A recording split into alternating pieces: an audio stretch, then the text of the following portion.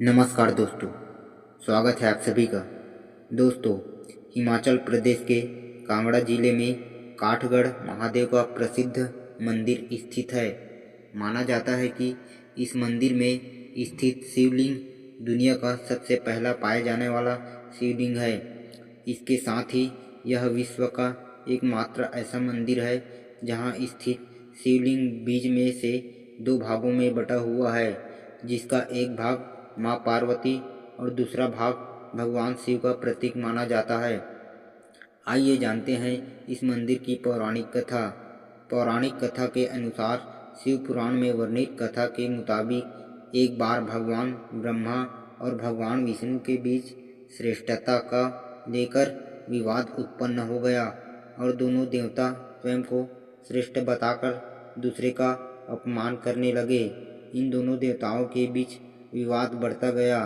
तब दोनों अपने अपने दिव्यास्त्र लेकर आपस में युद्ध करने के लिए तैयार हो गए।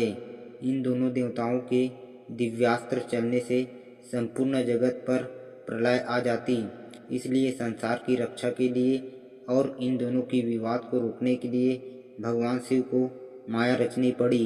इसके लिए अचानक से ही दोनों देवताओं के बीच में अग्नि की ज्वालाओं से लिपटा हुआ लिंग आकर स्थापित हो गया, जिससे दोनों देवताओं के दिव्यास्त्र स्वयं ही शांत हो गए। भगवान ब्रह्मा और विष्णु दोनों ही उस लिंग के रहस्य को समझ नहीं पा रहे थे। तब दोनों ही देव उस अग्नि युक्त स्तंभ के आदि अंत का मूल जानने के लिए जुट गए। भगवान ब्रह्मा ने उस लिंग के ऊपर और भगवान विष्णु ने लिंग के नीचे आकर खोजना शुरू किया, पर उस लिंग का या स्तंभ का आदि या अंत न पा सके। हजारों सालों तक खोजने के बाद भी दोनों देवता असफल ही रहे। तब थक हार कर वे उसी स्थान पर पहुँचे जहाँ उन्होंने उस लिंग को देखा था।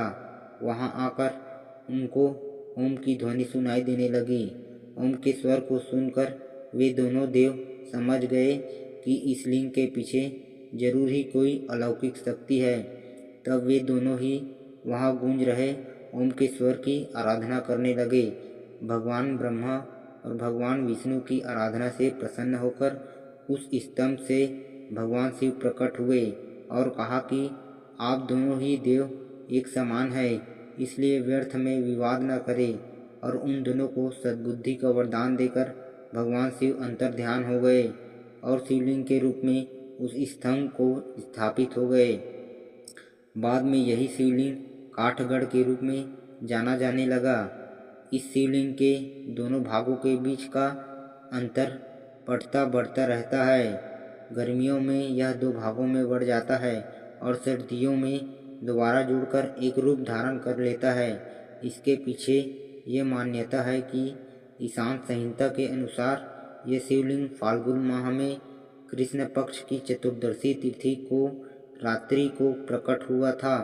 भगवान शिव का यह दिव्य लिंग शिवरात्रि के दिन प्रकट हुआ था। इसलिए मान्यता है कि काठगढ़ महादेव शिवलिंग के दो भाग भी चंद्रमा की कलाओं के साथ साथ करीब आते हैं और दूर जाते हैं और शिवरात्रि के दिन उनका मिलन हो जाता है।